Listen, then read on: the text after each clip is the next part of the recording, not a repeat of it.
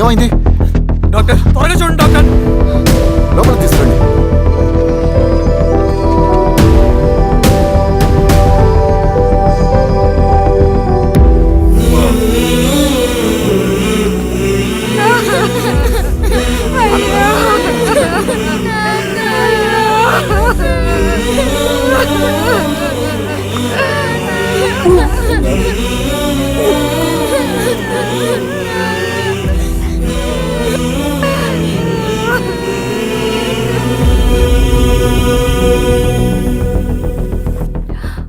ఎలా ఉంది డాక్టర్?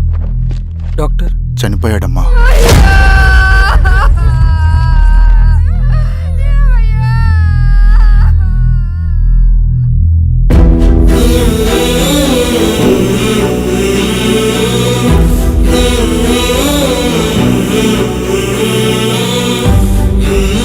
ఆ పేపర్స్ ఏంటి రవి?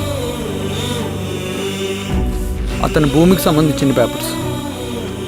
ఒక సంవత్సరం నుంచి ఈ పేపర్స్ పట్టుకుని ప్రతిరోజు ఎంఆర్ ఆఫీస్ చుట్టూ తిరిగేవాడు. భూమిని తాకట్టు పెట్టి అప్పు తీసుకున్న పాపానికి టైంకి వడ్డీ కట్టలేదని అప్పిచ్చిన ఆ దొర ఎంఆర్ఓ ఆఫీస్లో లంచం ఇచ్చి భూమిని తన పేరు మీద రాయించుకున్నాడు.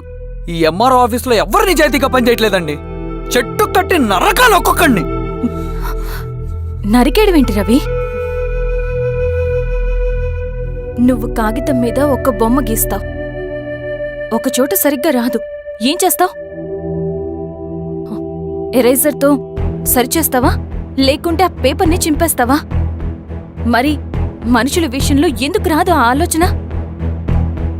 తప్పు చేసిన ప్రతి ఒక్కరిని నరుక్కుంటూ పోతే చివరికి మిగిలేది మనుషులు కాదు, శవాలు.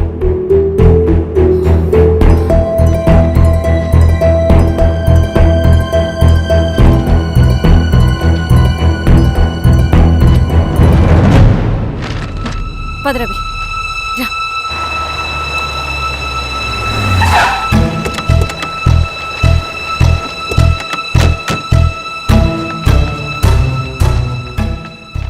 పానుకోటి నర్సయ్య ల్యాండ్ ఎవరు చూస్తున్నారు? మీరెవరు? ఇదిగోండి అప్లికేషన్. ఇది డిస్ప్యూట్ ల్యాండ్, ఎవడేం చేయలేడు. నీ నిర్లక్ష్యం, నీ లెక్కలేనితనం వల్ల ఒక నిండు ప్రాణం పోయింది. ఒక కుటుంబమే రోడ్డు మీద పడింది తెలుసా? ఏంటమ్మా గొడవ?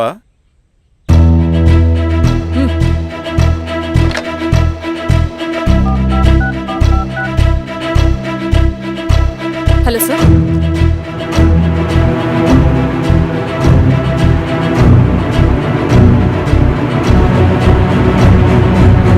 Okay sir.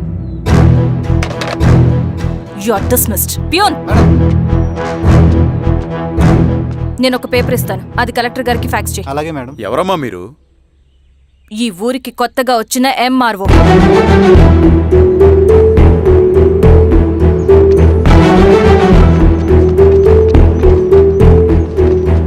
నమస్తే. మీ పరిస్థితులు నాకు తెలుసు. పని చేస్తేనే మీకు పూట గడుస్తుంది. పనులు మానుకుని మీరు ఈ ఆఫీస్ చుట్టూ తిరగాల్సిన అవసరం లేదు. మరి ఎట్టాగమ్మా? నేనే మీ ఊరొస్తాను. ఆ రోజు అరగంట వీలు చూసుకుంటే చాలు, మీ పని పూర్తయిపోతుంది. దండాలమ్మా.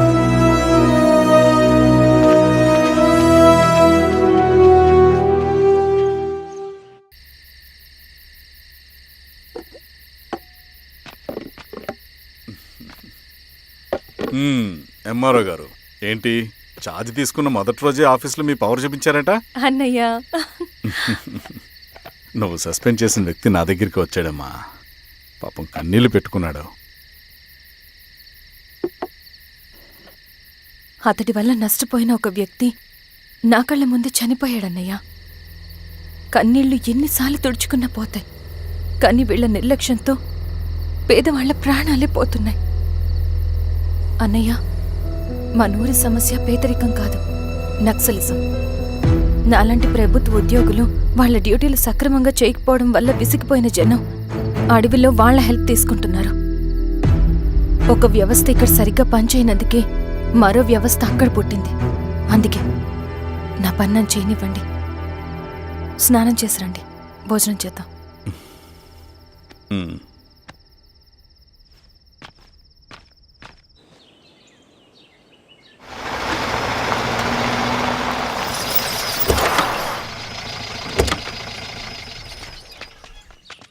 నమస్కారం అమ్మా.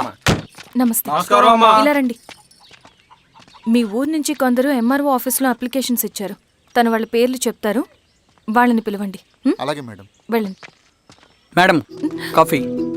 నువ్వెప్పుడు వచ్చావు రవి? మీరు గంటకోసారి కాఫీ కావాలంటారు కదా, మాటి మాటికి వెళ్ళి రావడం ఎందుకని వచ్చేసా.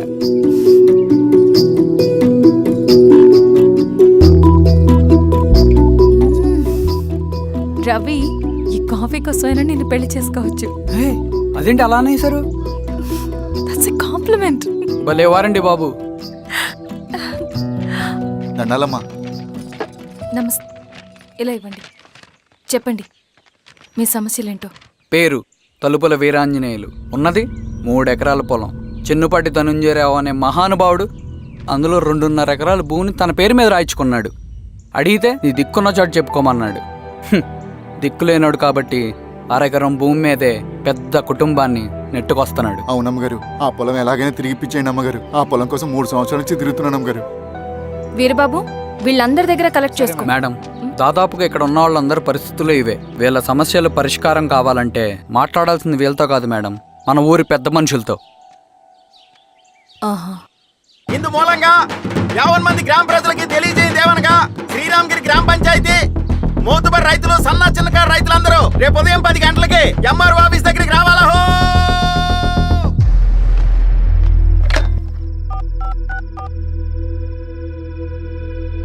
హలో, ఎవరు? నమస్తే బాబాయ్, నేను ఈశ్వర్ రెడ్డి. ఎలా ఉన్నావు? బాగున్నా. చెప్పు. బాబాయ్, శిరీష్ ఎంఆర్ ఆఫీస్లో భూ సమస్యల గురించి రేపు మీటింగ్ ఏర్పాటు చేసింది. ఈ విషయం మన వాళ్ళంతా ఎలా తీసుకుంటారో అర్థం కావట్లేదు. అందుకనే మీకు ఫోన్ చేశాను. శిరీష్ చెప్పింది చేయండి, అదే మనకి కలిసి వస్తుంది. సరే బాబాయ్, ఉంటాను.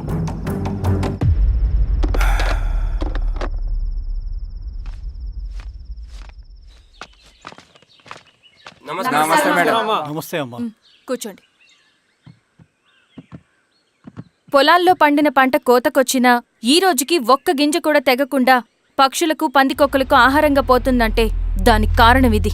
ఈ ఊరికి పట్టిన దౌర్భాగ్యం మీరు చేసిన అక్రమాల చిట్టా. కడుపు మంటతో ఉన్నవాళ్లు మీరు చెప్పిన కూలీకొచ్చి ఎందుకు పనిచేస్తారు? దౌర్జన్యాలు చేసి దిక్కున్న చోట చెప్పుకోమన్నారు. ఇప్పుడు అడవే వాళ్ళకి దిక్కైంది. అది ఎవరి తప్పు? మొత్తం 100 ఎకరాల పైచిలుకు భూమి వాళ్ల దగ్గర దౌర్జన్యంగా లాక్కుని ఇన్ని సంవత్సరాలుగా మీరు అనుభవిస్తూ ఉన్నది. మీ అంతట మీరుగా తిరిగిచ్చేస్తారా, లేదా చట్టం ఎలా పనిచేస్తుందో మీకు చేసి చూపించమంటారా? అలా చేయండి మేడం.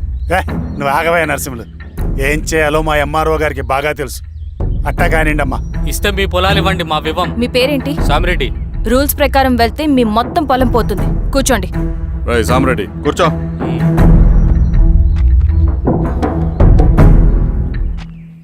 ఏమ్మా, సంతోషమేగా? మరీ నువ్వు అనుకున్నంత చెడ్డవాళ్ళేం కదమ్మా మనోళ్ళు.